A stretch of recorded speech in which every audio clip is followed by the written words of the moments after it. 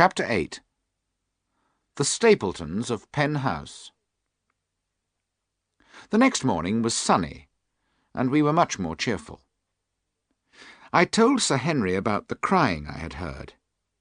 He rang the bell to call Barrymore, and asked him if he could explain the crying.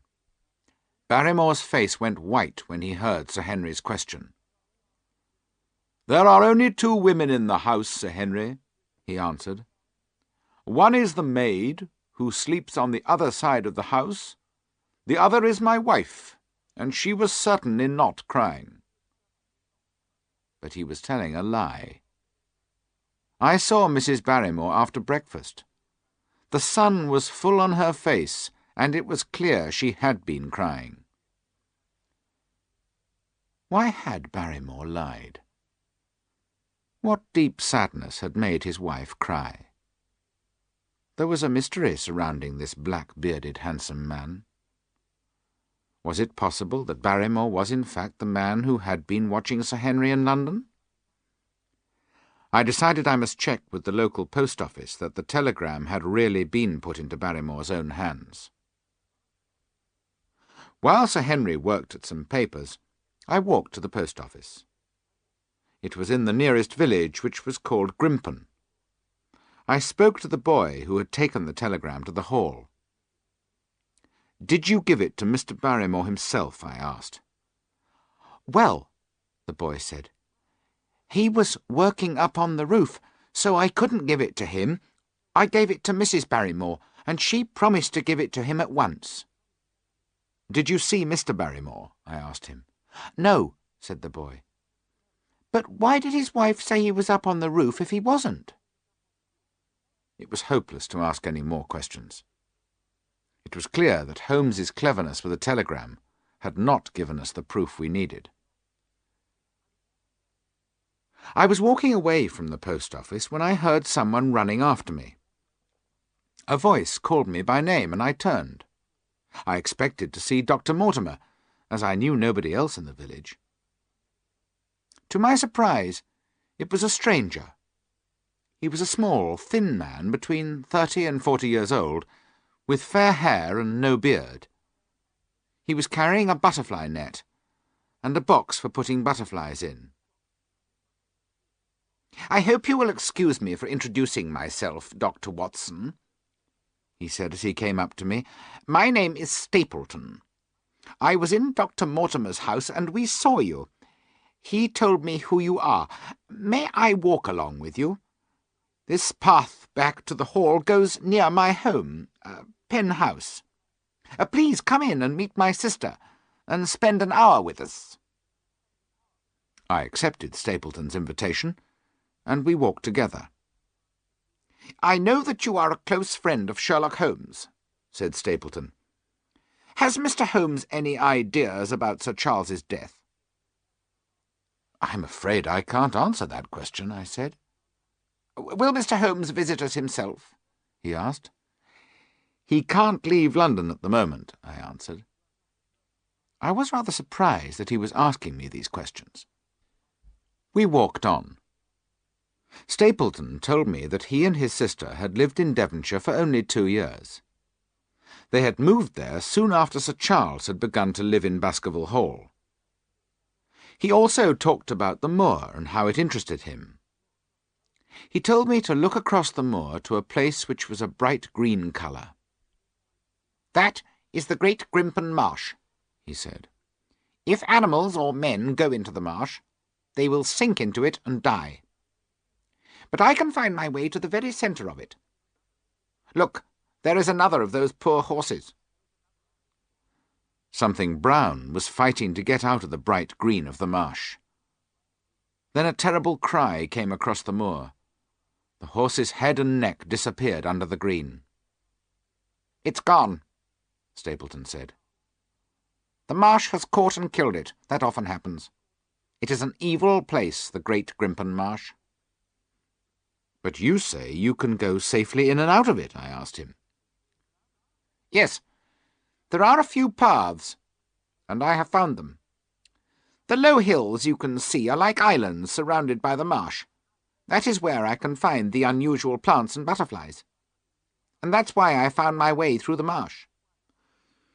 "I shall try my luck one day," I said. He looked at me in surprise. "Please don't try," he said. "You would never return alive, and it would be my fault." "Listen," I said. "What is that?" A long, low cry, very deep and very sad, came over the moor. It filled the whole air. Then it died away. "What is it?" I asked, with a cold fear in my heart. Stapleton had a strange look on his face. "The people say it's the Hound of the Baskervilles, which is calling for something to hunt and kill. I've heard it once or twice before, but never so loud." "You are a man of science," I said. "You don't believe that, do you? Isn't there a natural explanation for the sound?" "A marsh makes strange noises sometimes. It is the water and the wet ground moving." "But that was the voice of a living creature," I said. "Well, perhaps it was. There are some very unusual birds on the moors. It was most probably the cry of one of those." At that moment a small butterfly flew across the path in front of us. "Excuse me, Dr. Watson," shouted Stapleton, and ran off to try to catch the butterfly. He ran quickly and followed the butterfly onto the marsh, but he knew exactly where he could go, and was not in any danger. As I watched him, I heard the sound of steps behind me. I turned and saw a woman near me on the path. I was sure she was Miss Stapleton. She was very beautiful.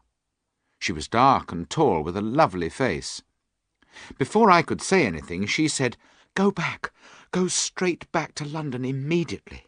I cannot tell you why, but please do what I ask you, and never come near the moor again. But my brother is coming. Not a word to him." Stapleton had caught the butterfly and was walking back to us. "Hello, my dear," he said to his sister, but it seemed to me that his voice was not completely friendly. "I see that you two have already introduced yourselves." "Yes," she said. "I was telling Sir Henry that it was rather late in the year for him to see the true beauty of the moor." "I am sorry," I said. "You have made a mistake. I am not Sir Henry. I am a friend who is visiting him, and my name is Dr. Watson." Miss Stapleton was clearly angry with herself. "I'm sorry," she said. "Please forget what I said. But do come with us to our house."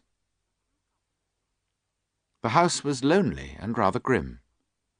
I wondered why the two of them had come to live so far away from anyone else. Stapleton seemed to know what I was thinking, and said, "You may think this is a lonely, strange place to live, but the moors are very interesting, and we enjoy it here.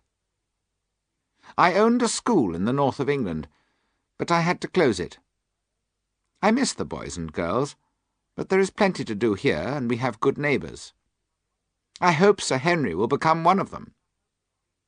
May I visit the hall this afternoon to meet him, do you think?" "I'm sure he will be very pleased to meet you," I said. "I must go back to the hall now, and I shall tell him immediately." I said good-bye to the Stapletons, and continued on the path back to the hall. I had been walking for only a few minutes when I was surprised to see Miss Stapleton sitting on a rock ahead of me. She was breathing quickly, and I realized she had run by a quicker way to get ahead of me. "Dr. Watson," she said, "I want to say sorry for the mistake I made. I thought you were Sir Henry. Please forget what I said. I did not mean you were in danger. Now, I must go, or my brother will miss me." "I cannot forget your words, Miss Stapleton," I said.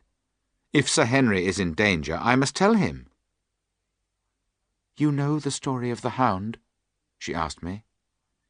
"Yes, but I do not believe it," I replied. "But I think it's true," she said. "Please persuade Sir Henry to leave this place. So many of his family have died here mysteriously. He must not put his life in danger by staying here." "Sir Henry won't leave this place without a real reason," I said. "I can't give you a real reason. I don't know anything for certain." "One more question, Miss Stapleton," I said. "The story of the hound is well known. Why didn't you want your brother to hear what you said?" "My brother wants the head of the Baskerville family to live in the hall," she said. "He wants Sir Henry to continue the good work that Sir Charles began. He doesn't want Sir Henry to go and live in another place. So he doesn't want me to talk about the hound.